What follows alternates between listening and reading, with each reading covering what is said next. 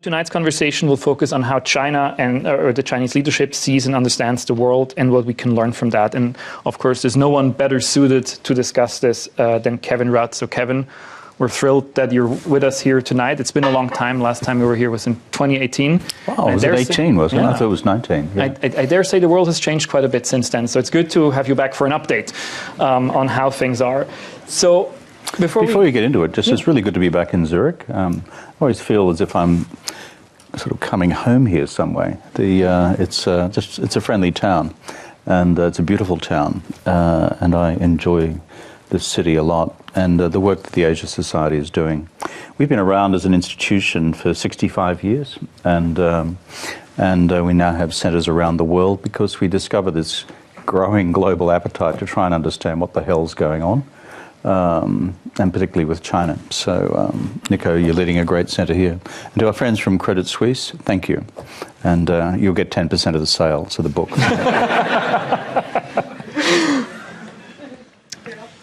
One thing I'd love to start with is that you've been an observer of geopolitics for a long time, and I kind of assume that there's not a lot of things that surprise you anymore.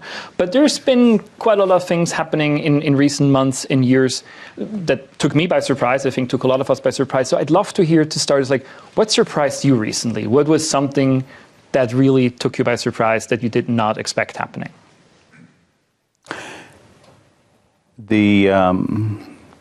I could say, having just come out of the Australian political environment, that my party finally won an election. That was congratulations. Thank you. So I've spent 5 weeks on the hustings kissing babies, and here's a message for Klaus Schwab, by the way. I reckon I shook 5,000 hands in Australia in the election. I didn't get COVID, yet everyone who went to Davos has got COVID. Is that right? A serious answer to your question is not Ukraine, because I've become something of a student of Vladimir Putin since 2014. I've only met him a few times, but it did not surprise me. What has really surprised me, and it's geopolitics, and I suppose it's geoeconomics, is how China under Xi Jinping has actually quite profoundly changed the growth model within China itself and made it more statist, less friendly to the private sector, and as a result, causing a rapid slowdown in China's economic growth. And as someone who's looked at the Chinese economy for 40 years, this surprises me because it's something I didn't think that China would do. And the thing which may still surprise me is whether they correct it or whether they sustain the direction in which they've now taken, which is in a less growth-friendly direction. Excellent. Well, I think that's something that we would have to invite you back in a few months or years to figure out whether it's happened. So we wanted to focus tonight's conversation on understanding how China sees the world, because I think that's something that we often maybe kind of overlook. But I want to start with a somewhat fundamental question. Given that there's an ever bigger divergence between China and the quote-unquote West, what's really the point of investing time and energy into understanding China's worldview? So obviously we have to concern ourselves with China. There's a competition going on, but does it really make sense to invest time into understanding how the Chinese leadership thinks instead of investing time into building out our own capacities, our own capabilities? It seems that's what China does. So what is the merit of trying to understand deeply the way you do how China thinks? That's a good and provocative question, Nico, which is, Kevin, have you been wasting the last 40 years of your life? Yes, that was the question. Possibly. I assumed you had an answer. I think it's a bit like this. I think we're all required to walk and chew gum.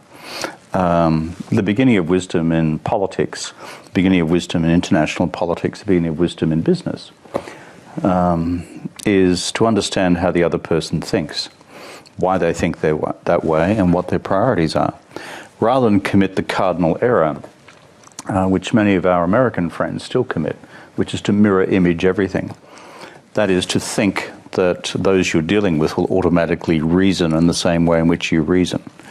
So if you want for me to answer the question, why bother seeking to understand the Standing Committee of the Politburo, the Chinese Communist Party, China's political economy, Xi Jinping's worldview? It's because we need to constantly challenge ourselves as to how does the world look through the Beijing Politburo lens, and it does not necessarily accord with what we would assume about ourselves in a similar position. I think that's why we need to spend time. And the second part of your question was, at the same time, it's not just an idle academic reflection, because these are profound real-world changes now. And we've just been through a couple of hundred years where the Anglosphere, first the Brits, long may she reign, 70 years today, and then the Americans, sometime probably in the 30s, have effectively been the central powers underpinning the international system, probably since the Napoleonic Wars. Really? I think that's a fair summary. And this is of profound consequence, what's unfolding beneath our feet. If China does become the largest economy in the world, and we can come back to that question soon, given the challenges to the growth model which we've just discussed, if it does still become the largest economy in the world, it'll be the first time since George III was on the throne of England that a non-Western, non-English speaking, non-democratic country will be the largest economy in the world. And that's of profound significance.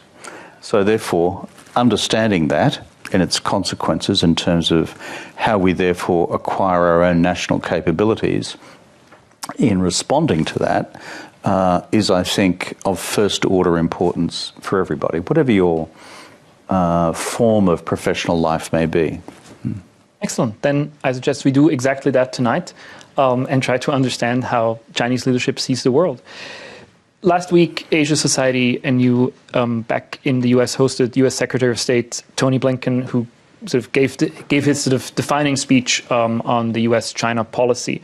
And there's a line in the speech that I wanted to quote and then ask you about it. And the line is like this, and I quote, "Beijing's vision would move us away from the universal values that have sustained so much of the world's progress over the past 75 years."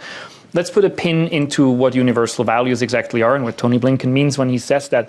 Here's something that always trips me up, is that he refers to Beijing's vision. And it seems to me that over the last years, many people have written about China becoming more powerful, eventually overtaking the US, kind of ruling the world. And while that all may be true and may be happening, I have yet to hear, I think, sort of a convincing formulation of what Beijing's grander vision for the world that they're supposed to be ruling soon is. So beyond preservation of power and securing influence, is there a larger vision that the Chinese leadership under Xi Jinping has for the world as they would like to run it? Yeah. Because I'm old-fashioned and Australian, I don't like seeing people stand up. So there are 5 seats down the front here. So those are actually need to be blocked off for the cameras, I was told. Oh, I'm sorry. You've got to stay where you are. I was going to try and find you somewhere to sit. So please, don't worry about me. Just find somewhere to sit, because this will go on for a while. And I don't want people to be... So I don't care if you shuffle around and all the rest of it. I've just been kissing babies for 5 weeks. Nothing surprises me. So let's go to this question of what is the worldview? And I think that's probably the best term. What is China's worldview under Xi Jinping? I think there is an underpinning reason, Nico, why it's important to understand this, because China now has just celebrated the 100th anniversary of the establishment of the Chinese Communist Party. It's been the ruling party in China since 1949. It is a Marxist-Leninist party which, in the year 2022, takes Marxist-Leninist ideology deadly seriously. So therefore, understanding concepts of worldview, the Chinese term is 世界观, worldview, is really important because it is the organizing principle within which reality is viewed. It may seem arcane for those of us in a post-communist, as it were, West. But in my attempt to understand the worldview, I've had to reread the ideological underpinnings of Xi Jinping's view of the world. And on that score, there has been no leader since Mao who has written so much on Marxism-Leninism than Xi Jinping. There are multiple texts out there which define his attachment to the ideology and the fact that his analysis is that the collapse of the Communist Party of the Soviet Union was because they went soft on ideology, and therefore the Chinese Communist Party should not face the same fate, and it must therefore begin with an ideological rebuilding of the party. So I think it's important we understand that. So take that as the premise. How do I summarize the actual worldview? And give me 3 or 4 minutes to do it, and then I'll promise to shut up. In the book, please buy a copy, I describe it as 10 concentric circles of interest. And these are really important, I think, for us all to understand. And I'll give 10 seconds on each. 1, keep the Leninist party in power at all costs. And keep me, Xi Jinping, as head of the party at all costs. Not as a transition point to some future slow evolution in the direction of a Singaporean-style democracy. That idea, which may have once existed, is no longer applicable. Number 2, national unity. That's how we maintain our legitimacy as a party. That means what we do in Xinjiang, what we do in Tibet, and what we're now doing in Hong Kong, and what we propose to do with Taiwan. Number 3, grow the economy. Interesting now. Living standards up, achieve political legitimacy, sustained basis with the Chinese people by continuing to have higher levels of disposable income, but also greater national economic power through which to fund other critical national capabilities, most particularly those of the military. 4, do so now in an environmentally sustainable fashion, because the Chinese people don't like dirty air, dirty water, and dirty soil, because they don't want to eat contaminated food products and die prematurely. It's a new factor in the hierarchy of needs. 5, modernise the Chinese military, in Xi Jinping's terms, to turn it into a modern, world-class military capable of fighting and winning wars, unquote. 6, China's 14 neighbouring states, 周边国家, the greatest number of neighbouring states of any country in the world apart from Russia, which also has 14, and have those relationships benign at a minimum and optimally compliant from Beijing's point of view, in order to have a reasonable cordon sanitaire around the country. Then 7, on your maritime periphery, that is facing to the east, and over time push the United States back in order to accommodate your eventual reunification with Taiwan. And that means doing what you can to undermine American alliance structures in Asia, with Japan, the Republic of Korea, and Australia in particular, but also Thailand and the Philippines. 8, there's only 3 to go.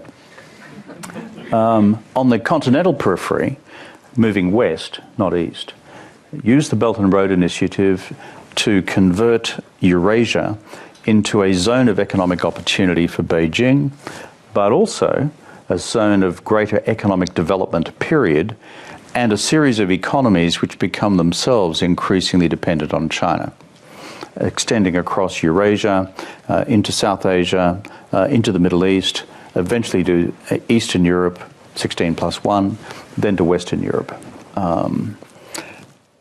9, in the rest of the developing world, Africa, Latin America, the rest of Asia, to become the indispensable economic partner of all, A, to expand your markets further, B, to develop those countries through their infrastructure, and then C, have them as reliable votes for China or international organisations, where the votes of all those countries matter.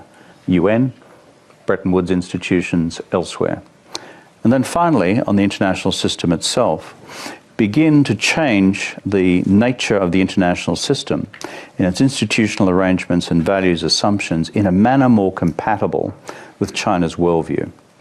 And you see that already here in the Human Rights Council in Geneva, where China systematically, both in Geneva and New York, seeks with the support of Russia and others to begin to strip out the human rights provisions of various UN resolutions and to replace them with state sovereignty rather than the rights of the individual. And that being a harbinger of a change to institutional arrangements more generally. So I wish I could say all that in one sentence, but I can't. But if you think of it as a series of concentric circles, starting with party power, that is a view that I reflect in what I've written, but no Chinese interlocutor, when I put this to them, has disagreed with me, though it will not be written as such in as clinical terms as I've just written in any Chinese source. Thank you very much. This was fantastic and comprehensive. I was going to ask you a lot of questions about these 10 concentric circles. I can skip down quite a bit here in my notes and just move on. That's fantastic. So you've laid out this wonderful, astute summary of what the current worldview is and what these 10 concentric circles are. I want to go, before we talk about some of the circles a bit more, I want to ask about things that have changed. So this is the status quo that we're seeing right now, that we're observing right now, that it seems fairly stable, but have there been notable shifts in this in recent year? What are some of the things that have changed and were different than how you've been describing them before? You mentioned economic policy, of course, where there's been a notable shift. Are there other areas where you see sort of the Chinese worldview evolving? The worldview I've just described is the Xi Jinping worldview, so I've seen that emerge since really 2013. And for my sins, in the think tank that I run in New York, I have to read all this stuff. And remember, the Chinese system, while opaque to the rest of the world, with a Communist Party with 95 million members, has to talk to itself as well. And the method of discourse internally within the party is often conducted ideologically. And so what I've just reflected is gleaned from the principles which are evident in China's internal literature, but not classified literature, with one or two exceptions. What's changed since he took office? The big one is what we've just touched on, and the surprising one for me is item 3, which is the model for economic development. There's an interesting question which arises from that. If you have had a successful economic model for 40 years, based essentially on this, labour-intensive manufacturing for export, plus increasing opportunities for the Chinese private sector against a retreating state-owned sector, plus decreased role for state planning, plus greater economic integration with the rest of the world, with both trade and investment flows, and integration with global supply chains, both inwards and outwards. And if that's produced for you double-digit growth for 40 years, then why would you change it? Not a bad question, even though I've just asked it myself.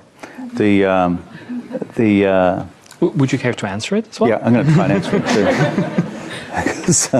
because I've tried to figure this out, which is why do that? Now, the economists will answer the question. You get to a point in the economic development cycle where you actually have to flip, and you have to move from labour-intensive manufacturing for export, for example, because unit labour costs go up, and as a consequence, models have to change. So they did this on paper in what's called the decision, the Jueding, of 2013. And this was 1 year into Xi Jinping's rule, where they identified a new economic growth model, but which was along these lines, which is number one, greater productivity growth, Number two, an explosion in the Chinese services sector beyond manufacturing.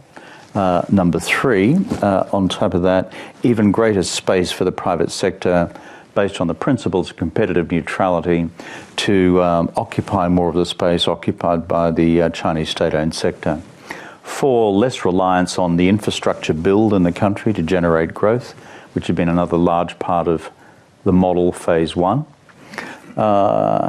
And five, maximise your integration further with the global economy.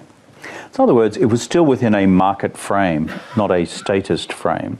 It was a next stage of, let's call, market economics, given the structure of the Chinese economy. So we all looked at that and we said, this is sensible, it's reformist. It will make China, by the end of the 2020s, the largest economy in the world. So why did they change? Politics. Because, remember I said before, it's a Marxist-Leninist party. If you apply a model like that over a long enough period of time, you create a whole bunch of new elites in the country who are independent of party control. The entrepreneurial class, typified by Jack Ma, the head of Alibaba, larger-than-life Jack, I know him well, head of what was one of the largest companies in the world until the Chinese Communist Party killed the stock price. Xi Jinping looked at this long and hard and said, these guys are ultimately a challenge to the absolute control of the Chinese Communist Party. And as a consequence, if I look carefully at the ideological unfolding of Xi Jinping's last 5 years in office since 2017, coming out of the 19th Party Congress, you see this range of new measures which are much more restrictive towards the private sector. Party committees in private firms, the so-called mixed economy model, whereby you're a successful private firm, sir, you're running a state-owned enterprise, madam, I think we should merge you, which would, of course, make you unhappy and may make you happier. Or there's a non-performing state-owned enterprise over here, a brilliant private firm there. You can merge so that you can use your profitability to offset the losses of this state-owned behemoth. A new invigoration of industrial policy writ large, a new reinvigoration of planning writ large. And on top of that, again, certainly in the last year or two, what's called the Common Prosperity Agenda, 共同富裕, if you speak Chinese. And what that is code language for is wealth redistribution from the entrepreneurial class to workers. So all of that has been his ideological correction to bring about a more equal China in his ideological view, but frankly, to bring the entrepreneurial class under political control. That, I think, is the essence of the agenda. And if we would have tried to reframe what you just said in terms of the concentric circles, is making changes to the third circle, if I remember correctly, economic policy, because it would serve achieving number 1 and 2. Exactly, because 3 ultimately conflicts with 1. Yeah. And so, and whereas they sustained the ambiguity of that during Xi Jinping's first term, 2013 to 2017, the quote, to use the Chinese communist term, the contradictions, the 主要的矛盾, within the ideological framework of the party became too acute in Xi's analysis, and hence the adjustment back towards the party, back towards the state, back towards state-owned enterprises, and less accommodating of the Chinese private sector. Where all this rolls on to is the present, by the way, which is Chinese growth numbers right now in the first 6 months of this year, because of the factors I've just described, plus zero COVID lockdown, are now bumping along the ground at somewhere between 0 and 2%. Now, this is unprecedented in post-92 Chinese economic history, but it's therefore creating a whole bunch of new tensions in central Chinese politics as we speak. But it is classically the clash between 3 and 1. Mm-hmm. I think there would be a lot more to talk about here. I want to move on to a slightly different topic, which is how China exerts or tries to exert influence around the world to sort of share its worldview and promote it. You mentioned a few things before. You mentioned the Human Rights Council in Geneva, where that's visible. But to me, it seems when I look at China's initiatives to sort of influenced the world in recent years, honestly, most of them seem to have fallen flat. So the Belt and Road, which a few years ago was sort of hailed as this all-encompassing concept, I haven't heard from it recently. It's still there, I know, but it's not something that seems to be advertised ever so strongly from Beijing. We've read so much about Chinese tech companies, sort of taking over from Apple and Google and Microsoft, and honestly, many of them have been quite hampered by the restrictions that have been placed on them, mostly by the U.S. government. There is, it seems to me, very little Chinese soft power to speak of. In Europe, there was the 17+1 framework where China tried to sort of get the Eastern European countries on its side, and that seems to have failed. So wouldn't we have to conclude that all these Chinese attempts to influence the world in its way and to make the world sort of come closer to China have actually failed? As we say in the classics, yes and no. Let me give you the no first. And that is, what's China's global strategy? In a nutshell, in achieving many of the mission statements that we ran through before in the 10-part worldview, or at least the international dimensions of the 10-part worldview, are through China becoming the indispensable economic partner of us all. China is now, I think, Switzerland's third largest trading partner. It's Australia's largest trading partner. I mean, about 35% of Australian exports go to China. China, I think, is the largest trading partner of any significant economy in Asia. Became Germany's largest trading partner last year.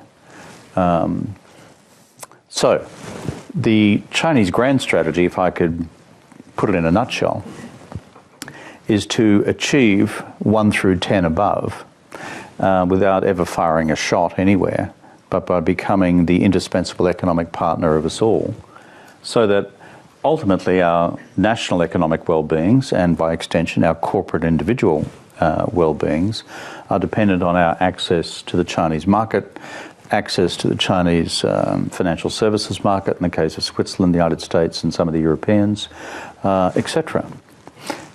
Because that ultimately produces what is almost said explicitly in the Chinese internal literature, using, in Xi Jinping's term, the gravitational pull, quote unquote, of the Chinese economy to leverage foreign policy compliance from the rest of the world. And if you look at it, up until about 2017, this was going not too badly.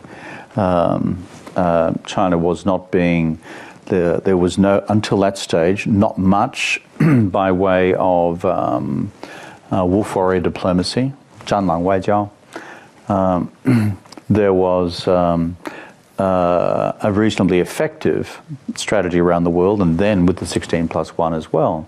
As China with the BRI in infrastructure projects across many of the East Europeans, etc., was seen as increasingly the indispensable economic power, both in trade markets but also in capital markets, as it began to become a much larger player. So I think what's gone wrong from the Beijing perspective is classic overreach. That is, and this I think is Xi Jinping's core failure, is that he, from the internal critique within the Chinese system, has gone too far, too fast, too hard, too early. That is, rather than just waiting for these processes to take their natural course over time, in the tradition of Deng Xiaoping, which is always to kick the can down the road and to allow these things to evolve organically, having taken core decisions, which is to open the Chinese economy, grow it, and then just see what the hell happened after that. Wasn't a bad strategy when you think back on it. To one which says, oh, you're giving us some trouble, you're criticising our human rights performances in Xinjiang. Well, let me tell you what we're going to do to you.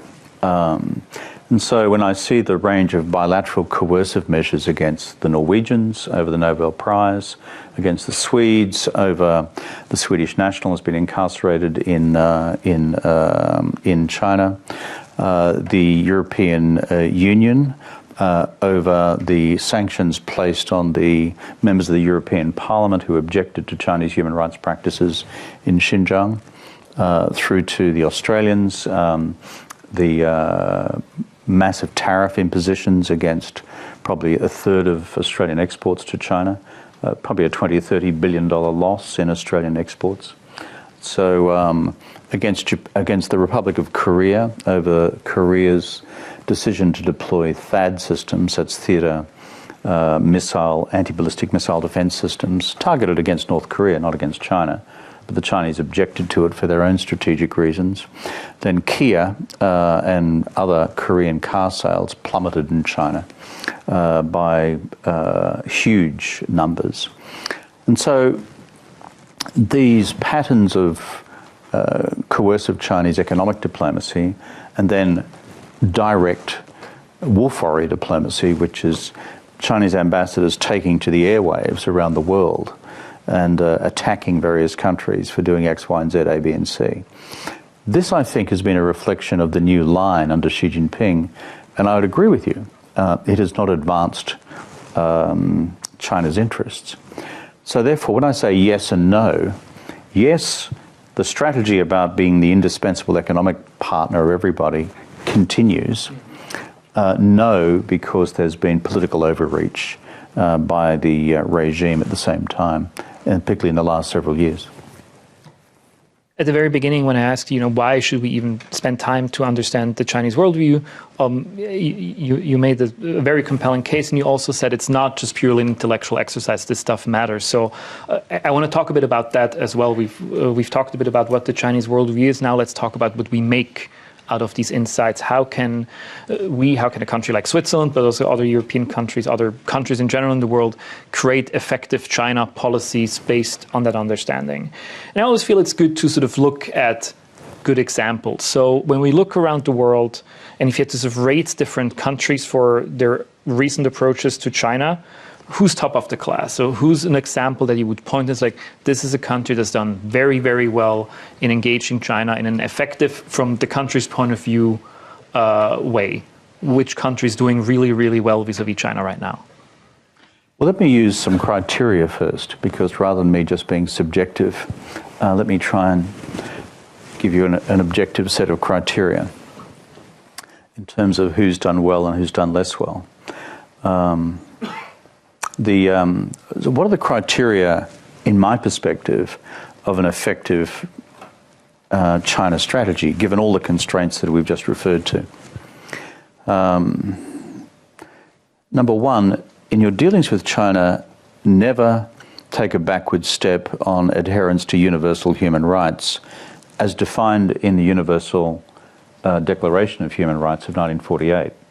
In other words, this is not an abstract thing. It's not just what the Americans think or what pops up out of a Republican focus group somewhere in Boise, Idaho. It's the UN Universal Declaration 1948, to which China is a signatory and a ratification state, something it's not moved away from post-49. And China, in fact, subsequently became a signatory state, though not yet a ratification state, to the International Covenant of Civil and Political Rights. So the key thing on the human rights question is anchoring the position we take with China on human rights in international law. And these are the two covenants which China has signed up to, not some abstraction in the back of our collective Western minds, if you know what I mean. And a quick point on the Charter itself. That is, the Universal Declaration, drafted in 1948 by Eleanor Roosevelt, but on her committee, senior Indian and Chinese officials at the time reflecting other worldviews and other democratic and semi-democratic worldviews at the time. This was not just a Western invention, the 1948 Convention. It would never pass today, for God's sake. The fact that we got it through in 1948 is a minor miracle. But it's there, it's in the fabric of international law. Second principle is not applicable to Switzerland, which is neutral, but for those of us who are allies of the United States, never take a backward step in saying we're allies of the United States. You know, for all the American predisposition for episodic craziness, look at Trump. How did that happen? Okay. That was a walk on the wild side for all of us. For those of us who are European and Asian allies of the United States, it's not just in our DNA, it's not just a question of identity, but it's also part of the stability of the post-45 global order. And so when the Chinese have said to me, and I've been Prime Minister, why the hell, Kevin, are you still an ally of the United States? Cold War's over, etc. I said, well, it may have interest to you, comrade, that the reason we're allies of the United States was that the Americans defended us against the Japanese in 1941. It had nothing to do with you. In fact, we were allies in the Second World War against Japan. But it is now so much part of the Australian DNA because of this combined wartime experience that it won't change. Principle number 3 is maximise your economic engagement with China to mutual economic advantage. These are principles for how you engage China today. Principle number 4, maximise our collaboration with China in the institutions of global governance. G20, UN Framework Convention on Climate Change, other institutions, the World Bank, etc. Because China is so big and can be so constructive in the way in which they are engaged in these institutions, we should be maximising that. And number 5, if you're going to pick a fight with China, and you're not a superpower, the axiom I would apply is an inelegant one, but it would be like this: hunt in packs, don't be a lone wolf, because lone wolves will get boom. So if you're going to have a disagreement with China, as for example the Conservative government of Australia did most recently on calling unilaterally for an independent investigation of the origins of COVID in Wuhan in 2019-2020, something I fully support.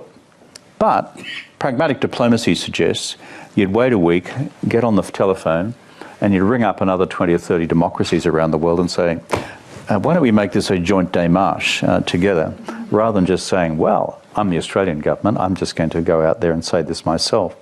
And so that's $20 billion worth of tariff punishment later. So now against those 5 principles, who do I pick? Japan. Interesting. Japan has managed the complexity of its own historic relationship with China, applied those principles pretty robustly. The economic relationship is still strong. They still collaborate in institutional arrangements. Japan doesn't take a backward step on human rights, and certainly not on its alliance with the United States.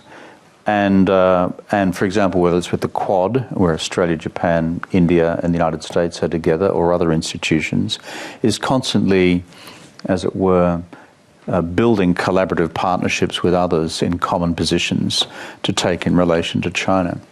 So I think the Japanese have shown a lot of wisdom in how they've managed a complex relationship.